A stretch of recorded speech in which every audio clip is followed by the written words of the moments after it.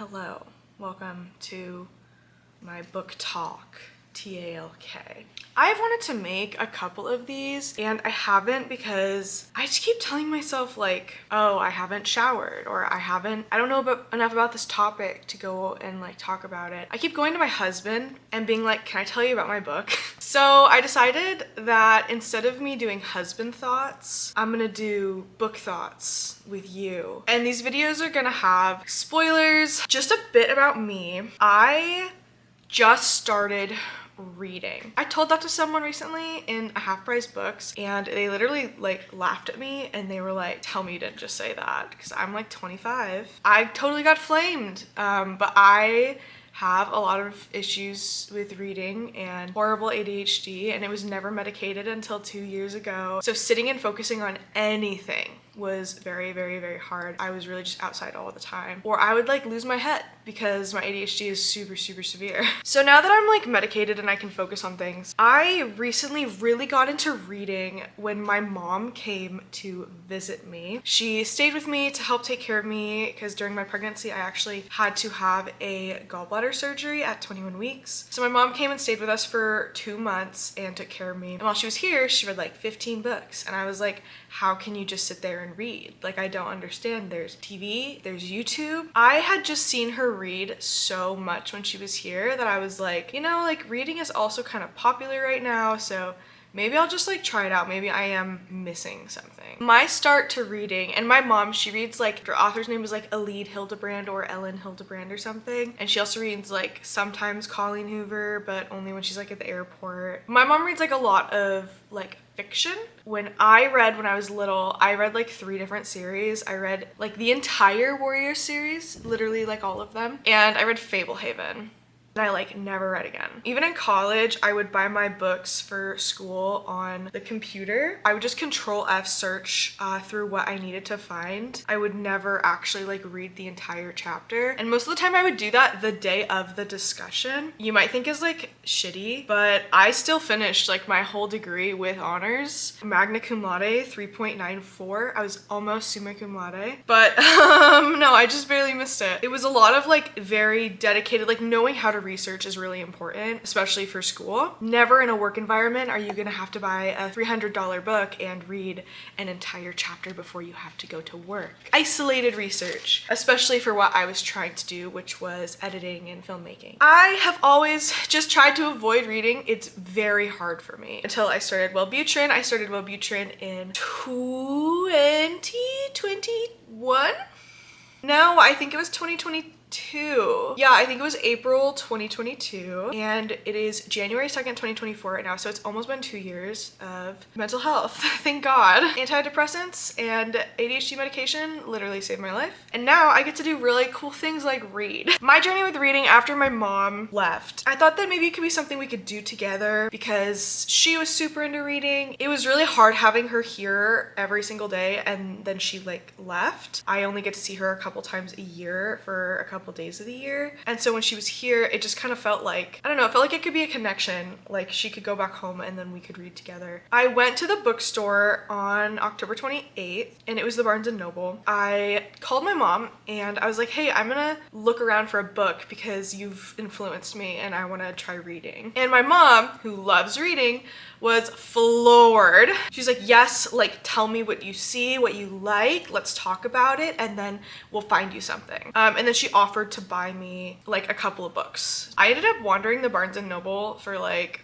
3.5 hours. Purposefully did not look up genres or tropes. I know nothing about book talk. I know nothing about what's popular in terms of books. Nothing. Like when I went into this Barnes & Noble, it was like before I was a plant person and I had no idea what a philodendron was or how to tell the difference between a philodendron and a pothos. I was just like in the greenhouse again. No idea what anything was. I didn't know the difference between fiction and science fiction or why fiction is different than fantasy, or why sometimes there's fantasy fiction, and then sometimes there's romance, but then there's also YA, and there's like fantasy YA, but sometimes there's like romance YA, and how do you tell the difference between, and those are things I still kind of struggle with, because I'll be reading something and I'm like, wow, this is like a really great fantasy, and then it's like, oh, this is actually like YA, and I'm like, what the hell does that even mean? After spending 3.5 hours looking at books, I eventually settled on The Assassin's Blade by Sarah J Maas. And again, I had no idea that this was a popular series. I didn't know that everyone was obsessed with this series called ACOTAR. I didn't know about Crescent City. I didn't know about Iron Flame or Fourth Wing. I didn't know about anything, okay? I picked up Assassin's Blade, and I'm gonna read to you the book description because I want to show you like what grabbed my attention as someone who doesn't fucking read. This is the book description for Assassin's Blade. And I want you to pretend, if you're a book person, I want you to pretend that you have no idea anything about books or reading. You are literally, you can read and you understand that books are popular, but you don't know anything. Literally anything. You've avoided reading since the 4th grade.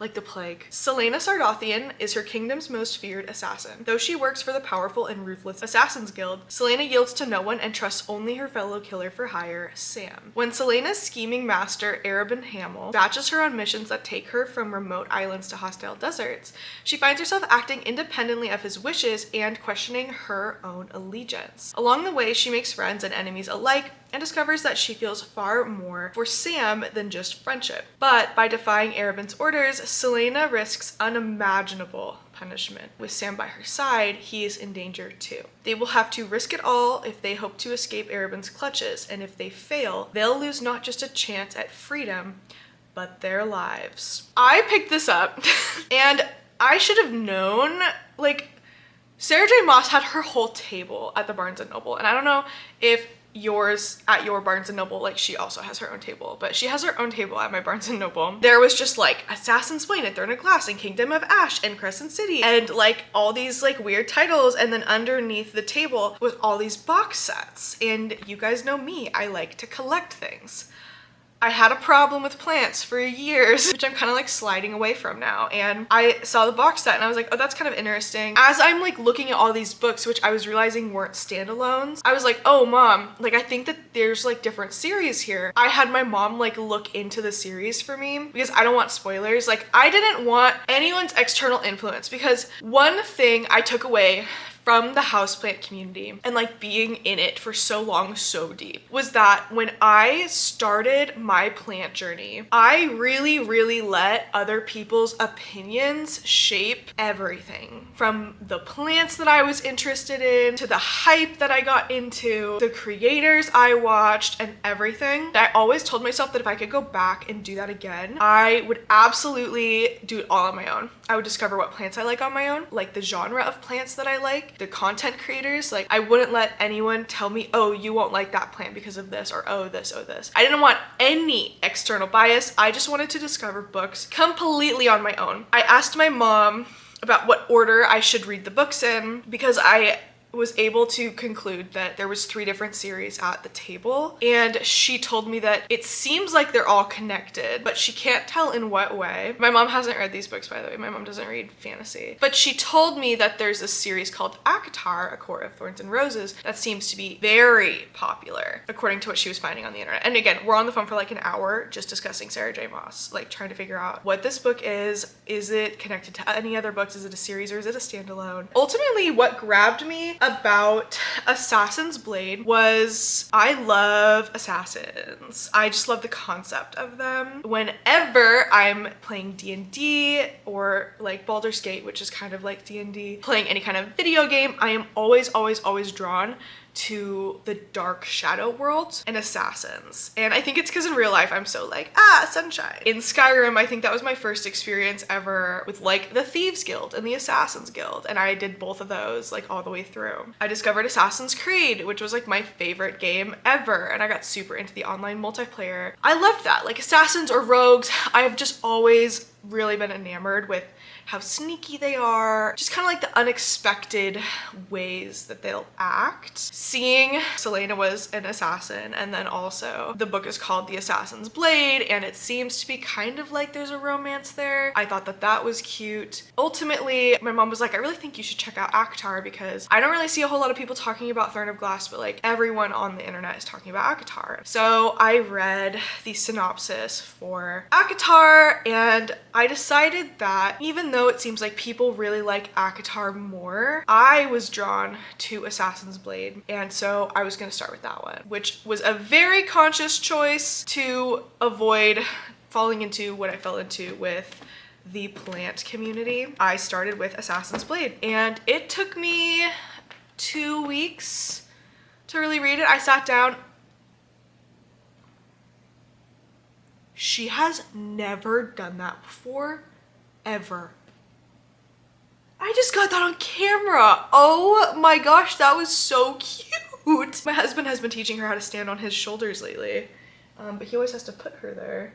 It took me a while to get through Assassin's Blade and to like get into reading. It ultimately took me sitting in my nursery glider, putting my phone away, just like reading through it. I ended up discovering that Assassin's Blade is a collection of 5 novellas, and it was kind of hard to get into immediately. The character of Celaena was really difficult for me to grasp. The novellas were written except for one of them in 2012. Well, the novellas were published in 2012 when Throne of Glass was published, which at the time I didn't know about Throne of Glass. I didn't read the next synopsis, because I find that if I see this first book in a series and then I read the synopsis for like the second one, it can literally just spoil the entirety of the book for the first one. So I'm reading the story, and these were obviously all written at different times, and what I learned much later is that the author, Sarah J Maas, she actually had started writing all of these when she was in high school. She had been working on these for like over a decade, I'm pretty sure, before they ever actually got published, maybe longer. But there was a lot of little things that annoyed me about Assassin's Blade, and again, this is as a first time like reader as an adult, okay? Which is that Celaena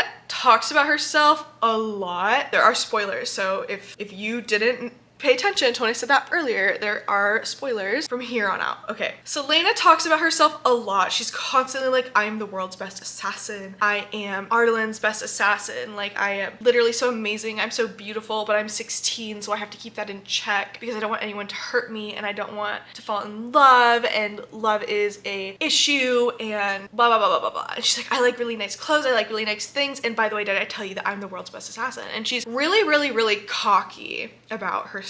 I just completed a reread of Assassin's Blade. What I have come to learn with context from the rest of the series, Celaena is not the world's best assassin. And I want to make an entire video about this because I think it's very interesting. Celaena is the victim of severe grooming by Arobynn Hamel, who is really gross. We really don't like Arobynn. He's really like creepy. Later, you meet this character. Her name is Lysandra, and she grew up with Celaena, but they lived 2 very different lives. Celaena was essentially taken and raised as an assassin, whereas Lysandra was sold by her family into like prostitute school, essentially, to be like a courtesan or courtesan. At that school, which is just a brothel, they train you from like birth, like how to be alluring, sensual. I mean, this is literally like crazy. And then they have this thing called the bidding, all right, which is where the girl turns 17. They have a bidding to, well, they also do this with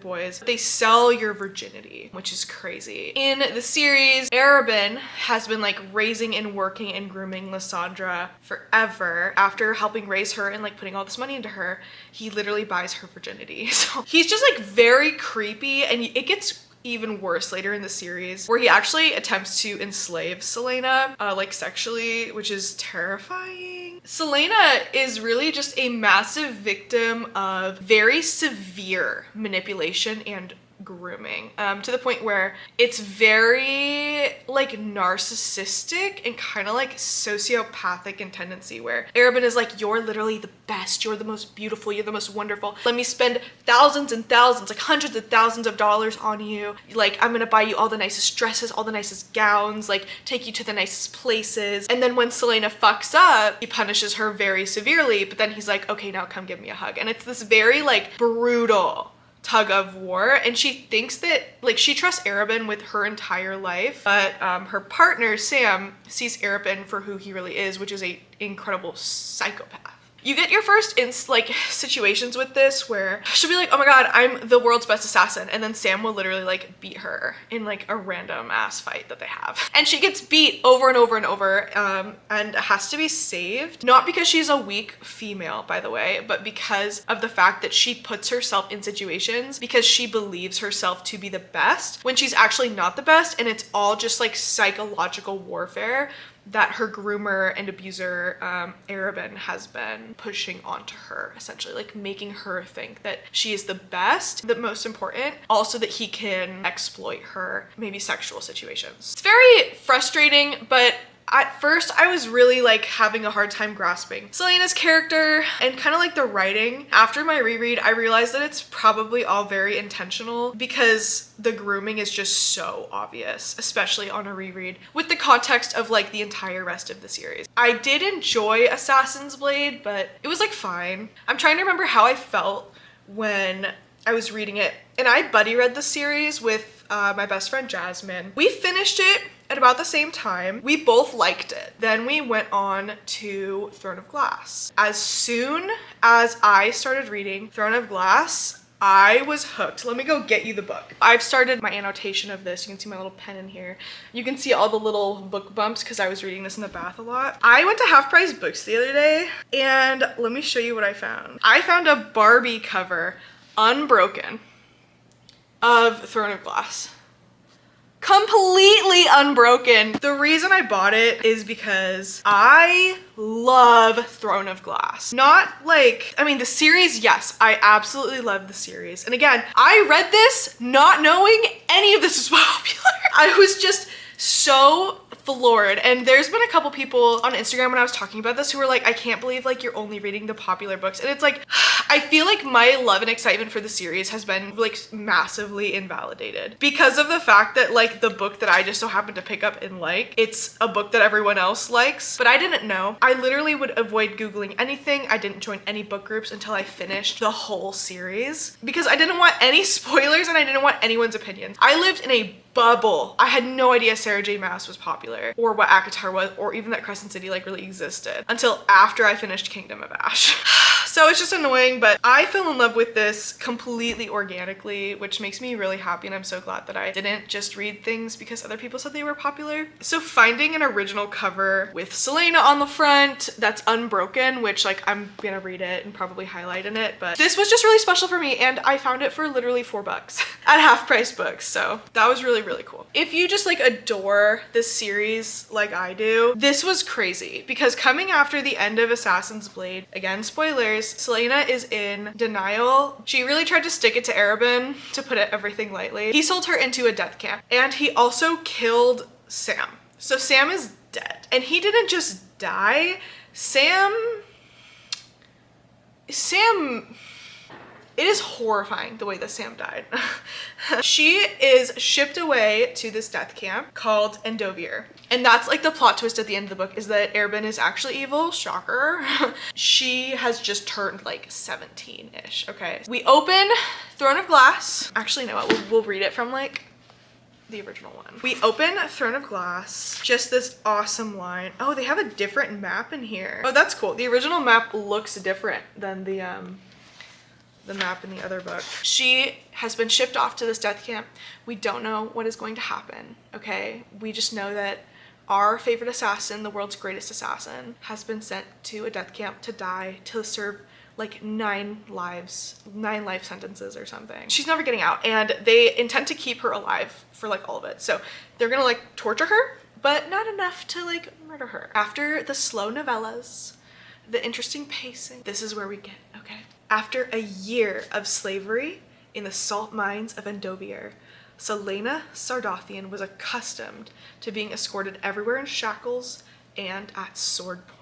The assassin's blade started very slow. It took a while to like work into it. It was a lot of like world building, and that was the point. It was a prequel. And then you get thrown into Throne of Glass. Most of the thousands of slaves in Endovier received similar treatment, though an extra half dozen guards always walked Selena to and from the mines. What she did not usually expect, however, was a hooded man in black at her side, as he was there now. He gripped her arm as he led her through the shining building in which most of Endovier's officials and overseers were housed. They strode down the corridors, up flights of stairs, and around until she had the slightest chance of finding her way out again. At least that was her escort's intention, because she hadn't failed to notice when they went up and down the same staircase within a matter of minutes, nor had she missed when they zigzagged between levels, even though the building was a standard grid of hallways and stairwells. As if she would lose her bearings that easily. She might have been insulted if he wasn't trying so hard. That's the opening to this book, which throws you into it. Like, you get this like interesting novella situation, and then you get absolutely like chucked into the world of Throne of Glass. Like, she's in the death camp. She's being walked around by a man in black who is like tall, headed figure. It's not too long in here. She actually starts like flirting with him to try to like anger him. We learn that his name is Cale Westfall, who is a very interesting character and has quite the character arc. "You're a long way from Rifthold, Captain," she said, clearing her throat. "Did you come with the army I heard thumping around earlier?" She peered into the darkness behind his hood but saw nothing. Still, she felt his eyes upon her face, judging, weighing, testing. She stared right back. The captain of the Royal Guard would be an interesting opponent, maybe even worthy of some effort on her part. So something I do want to say is that in Assassin's Blade, you know how I was saying that she's like the world's best assassin, but she's actually not. So she is like one of the best assassins in the world, but the fact that she does get beaten by Sam and then also like a bunch of other people, she's like very, very deadly. But she also, at the time, had an overinflated sense of ego because of, obviously, the grooming. So she's not delusional about how deadly she is at all. She's a very strong fighter. Yeah, so I just want to let you know, because I feel like I was kind of making it sound like she's like a wimp, but she's not. She's very cool. So she just kind of like pokes and prods him. And one of the things about Selena that I absolutely love is that she's so dramatic. She's literally, the book describes her as caked, absolutely caked in dirt all over. Her hair, like a rat's nest, like the kind of rat's nest that you would have to like shave off because there's no getting all the mats out. She is disgusting, okay?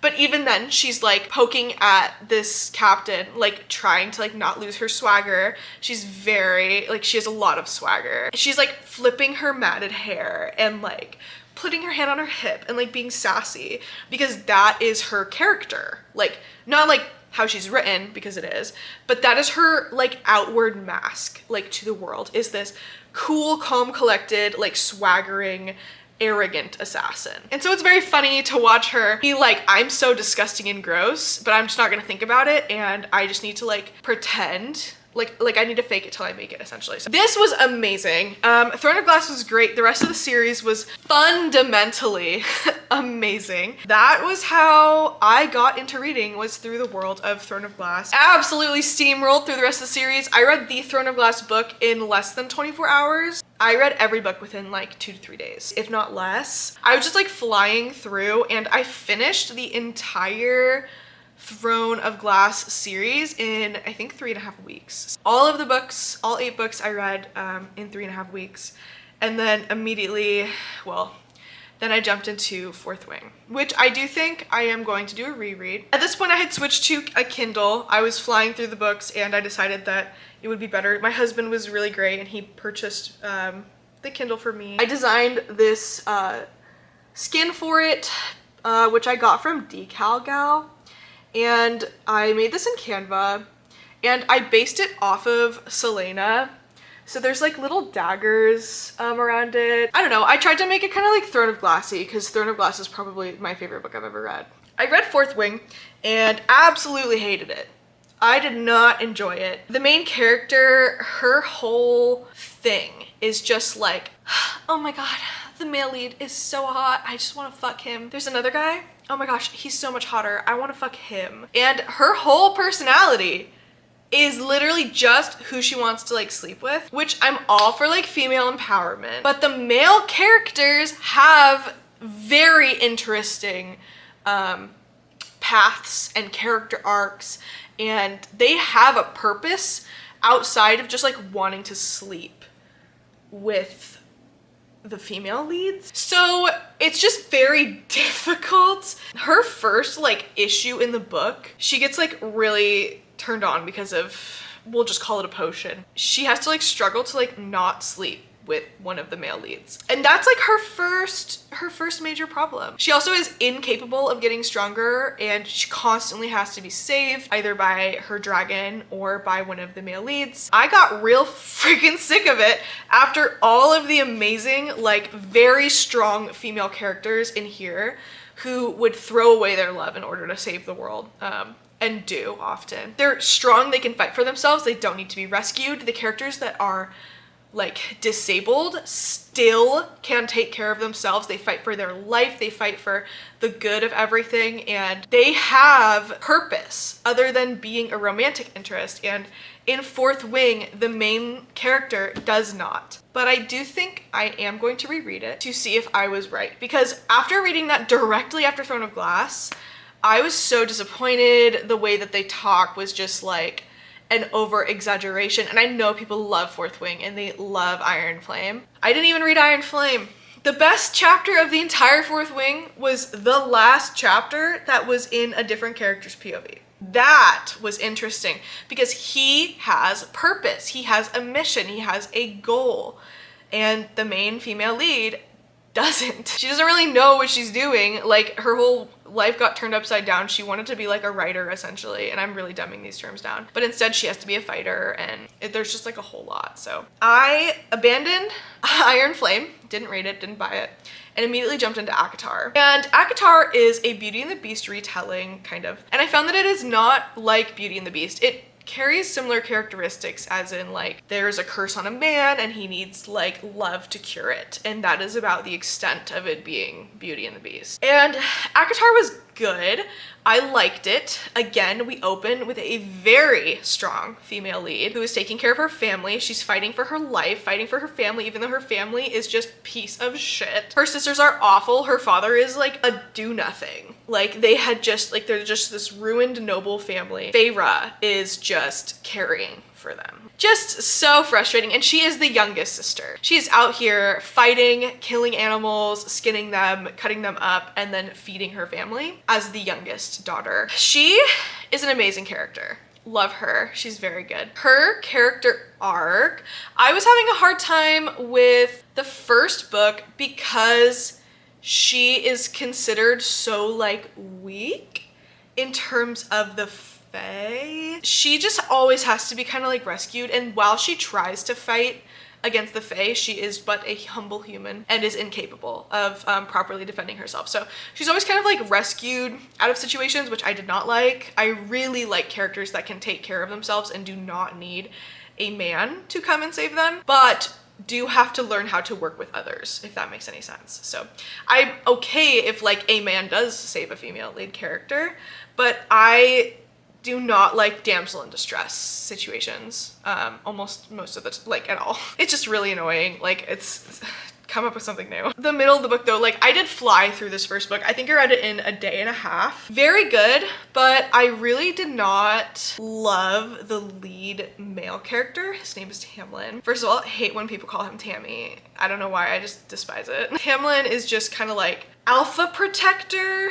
People call him like an alpha hole, because he's just like constantly, Feyre, you need to do this. Feyre, I have to protect Feyre. Feyre is so fragile. Meanwhile, he like does literally nothing to help her at all. There are 5 books. A lot of people consider ACOTAR a trilogy instead of a 5-book series, but there is like a little epilogue book that's about 150 pages long or so after the 3rd book, and then we have Nesta's story, with this character named Cassian, and that is the 5th book. It's very long. I think that people love to hate A Court of Silver Flames, and I think it's really undeserved. I think it is a very good book. I think it has a very good plot. Immediately after reading A Court of Silver Flames, I started Crescent City. And by God, was I just like slapped in the face. Crescent City was a lot. I was literally like live tweeting my friend, and I use that as a term of phrase. I wasn't actually tweeting her, I was texting her. So December 6th, I finished the final book of ACOTAR, and remember, I started reading essentially on like November 15th. So I read all of Throne of Glass and then also all of ACOTAR. I started Crescent City immediately after. I texted Jasmine on December 8th, and I had only gotten 8 chapters in. It was very slow. I said I cannot get into Crescent City. I'm trying very hard though. In the first 8 chapters, they have thrown in maybe 30 characters and I cannot fucking keep track of them. And then I said on December 9th, okay, page 105, interesting. Page 261, okay, I'm interested and looking forward to reading more. It took me about 260 pages to actually get into Crescent City, and Crescent City, again, spoilers, just in case you missed it, like the world of the Fae and like magic and shifters and everything. Fantasy, but like based in like the 21st century. So there's phones and cars and TV and nightclubs and drinking and bars and streets and rivers and boats and the Navy, in the military, police. Crescent City is like magic and the Fae and shifters and police and drama and like a mystery, like sleuthing, like a whodunit kind of a thing. And it does have one of my favorite characters ever, Dedica. I call her Dedica because she comes up forever. She comes up forever across like 1,400 pages, and she's dead the whole time. She's dead literally the whole time, and I call her Dedica. Her name is Danica, but I call her Dedica. So I decided essentially that I needed to sit down and just get through this book. I texted her on December 11th. I said Crescent City is much better. I'm working through it very slowly, but the farther I get into it, it is getting much better, but there's a massive info dump. And so what I have come to learn is that Crescent City is really like book 1 and 2. Massive info dump and world building. It is very difficult to get into, I think, because most people don't experience the Fae world in the modern times. So she's having to kind of like outline how magic works like in tandem with like a modern society, also introducing a bunch of characters, and it's a very different, more grown up read. I think it's a lot less like magical and a lot more like sleuthing. Like there's a lot of detective work essentially. The main character Bryce is very much like a kind of like investigator, even though that's not her job. And she is a lot like Selena. She's always trying to do the right thing, even if it might put her in danger, because she can't stand the idea of leaving people out to dry or like to be hurt or injured. Like she will always stand up. And I texted her December 12th, so the next day, and all caps, I said, I'm fucking screaming. This shit just got so good. I'm losing my mind. Page 611. And I finished the whole book. Less than 2 hours later, about an hour and a half later. I said no words. It was perfect. The info dump was a lot, but oh my gosh, Mass knows how to write. The final scene that happened lasted like 230 pages, and it obviously wasn't just one scene. In the beginning in Throne of Glass, like Mass's magic scenes and fight scenes were very lackluster, and I really wanted Selena to end this book in a way similar to how Bryce ended Crescent City 1. But she didn't, and Selena had to be saved, which was very frustrating because the entire time we're waiting to see her face off in this death game, and ultimately she essentially only lives because 3 different people helped her. The fight, it was just so good. I immediately started the second book. I do not like Hunt, and it is a very popular opinion that he's not a good male lead. His whole character is propelled by female love interests. So his first love is like the reason why he does everything, and then he meets Bryce, and he like, and again, we're discovering this in like the second book, he doesn't like want to be a revolutionary anymore or a rebel, and he's relieved when Bryce briefly gives up. He's like, we can just live a normal life, this is great. And he only gets back into it because Bryce decides that they need to actually like do something. For the longest time, I thought that I just didn't like females stories that were propelled by like the male protagonist. I thought that I really just liked strong female leads, but I have learned that it is not just I need women to be strong without men, but also I need the male character to be strong without like a romantic reason. A lot of people do think that Hunt and Bryce are mates, like real mates. Mass has said that they are in an interview, but she also does lie in her interviews in order to keep plot twists a secret. She has done that multiple times, and she said that she knows that she does that on purpose. The only thing that makes me think that Bryce and Hunt might be mates is the Karanam bond, which we see between Selena, also known as Aelin, and Rowan in the Throne of Glass series. But you can be Karanam without being mates. And so my personal headcanon is that Bryce and Hunt are not mates, but that they are Karanam because they do accent their powers together exactly like Selena and Hunt do. So that was my first like getting into reading, and the Crescent City book 2 was so slow. I was really worried that it was just bad, but I came to learn is that it is just massive world building. The entire second book is way more world building and info dumping than the first. And it does get very slow in the middle, but it is ultimately very important character development. I tried to get into other books, but ultimately I just like, I needed to re-listen to like Throne of Glass and ACOTAR, so I started watching YouTubers kind of like give their opinions and their retellings of the series. But ultimately, here's where I'm at for January 2024. And this has been a very long video, so thank you for being here if you are here. I have read good books and bad books. I have a whole TBR list in here. Got a whole book section, okay? There's a lot happening in here. I read all of the Sarah J Maas books, of which there are 15. Then I also read Fourth Wing. Did not enjoy it, but I am going to reread it because it is possible that it was just too much of a different thing coming straight from Throne of Glass. I then read ACOTAR, which is 5 books, Crescent City, which is 2 books. Then I read Lightlark. And I read Lightlark because it's a death game, and I have learned I like death game books a lot. Lightlark was fine. The writing was awkward to read. It just felt like it was kind of written by an unprofessional. I felt like I was reading something that a high schooler would have written. But I ultimately did enjoy the story. When I read Nightbane, which is book 2 in the Lightlark series,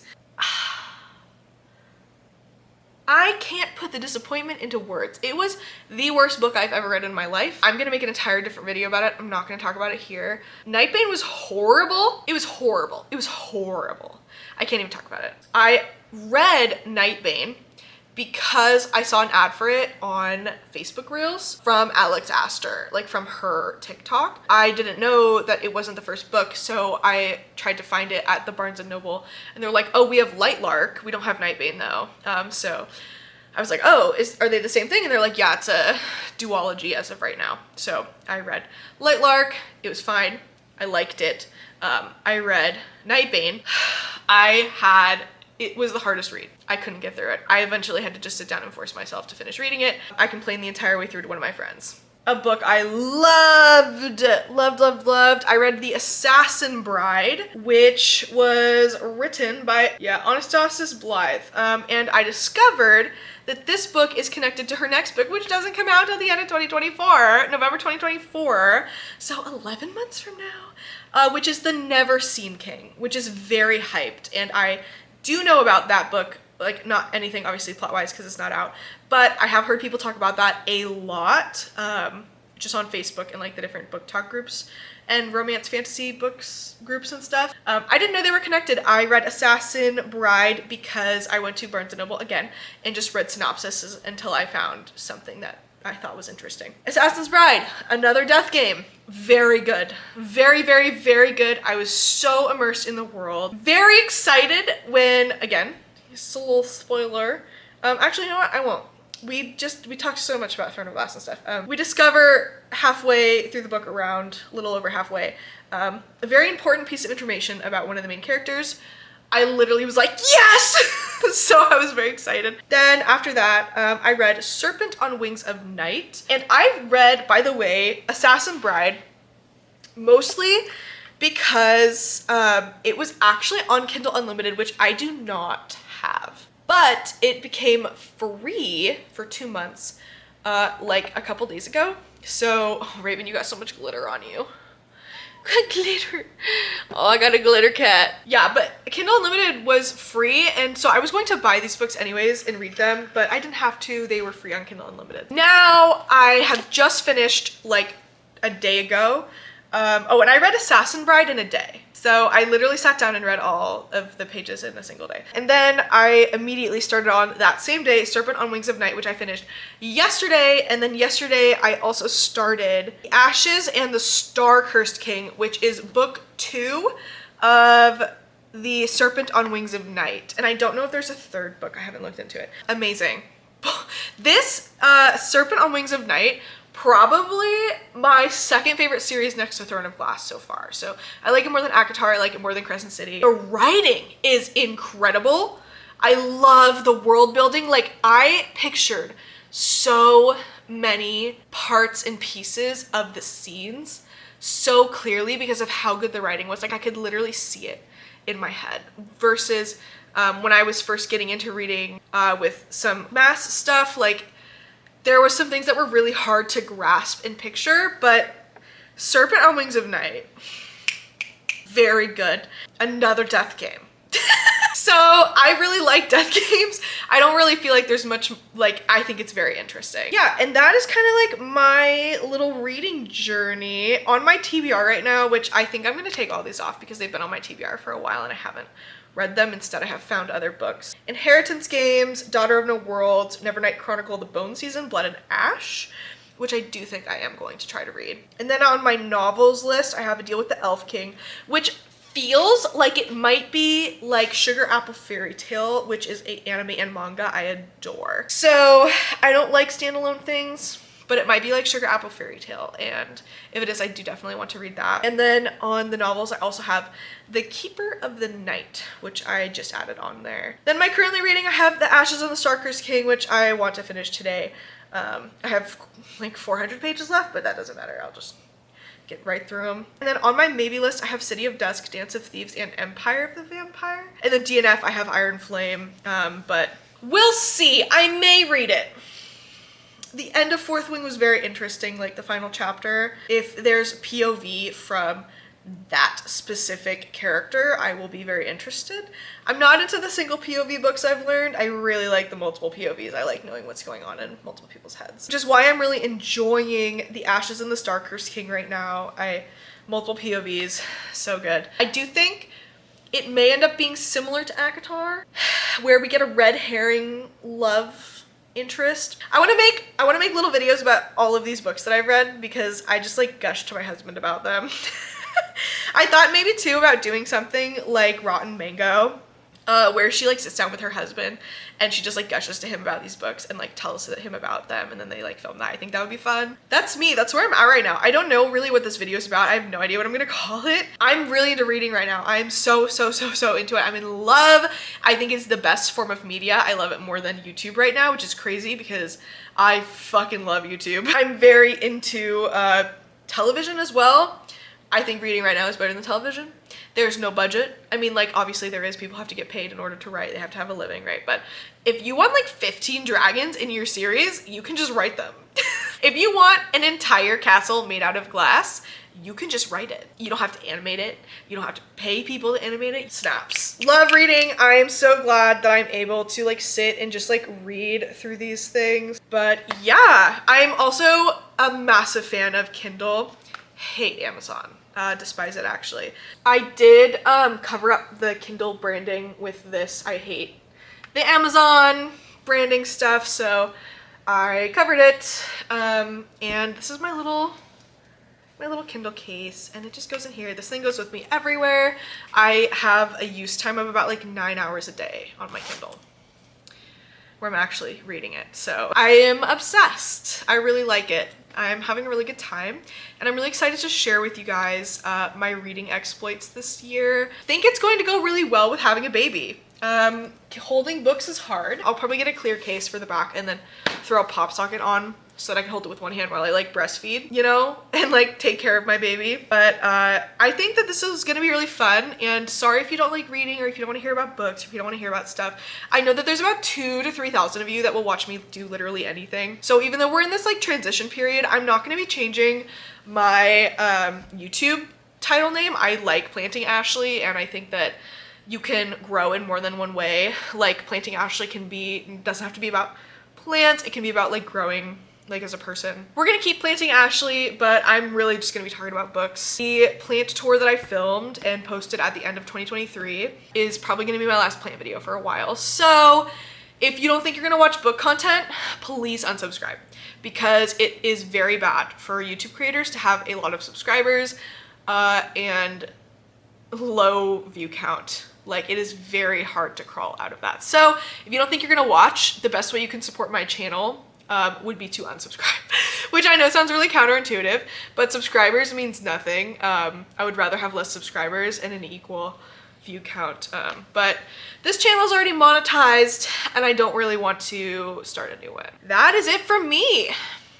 I'm gonna go to my prenatal massage because my body feels like it's falling apart. It feels like it's being ripped apart. Thank you to everyone who has been with me through my plant journey. I am pretty much closing the book on my plant journey. I am so exhausted of talking about plants. I have nothing left to say. I could just make the same videos over and over again, and I don't want to do that. So I am gonna just make book videos when I feel like it. Yeah, I do want to do an entire retrospective about the Throne of Glass series, so keep an eye out for that. It's probably gonna take a while for it to come out, but I mean, I want it to be like a whole thing, literally the entire book series, like me telling you about the entire thing. And I don't know if I'll do it for ACOTAR because like there's a million people who've done it for ACOTAR, but yeah. Thank you so much for watching this video and being here for me, and I am just gonna have to see you guys in the next video. I just need somewhere to dump my thoughts, dude. Like, I hate the Facebook groups. They're like so mean, and there's a lot of racist people in there, so I just don't want to be there. But I do need a place to dump my book thoughts, so it's gonna be here. Thanks for being here. Thanks for listening to my book thoughts, and I'll see you guys in the next book section, I guess. I don't know. Bye!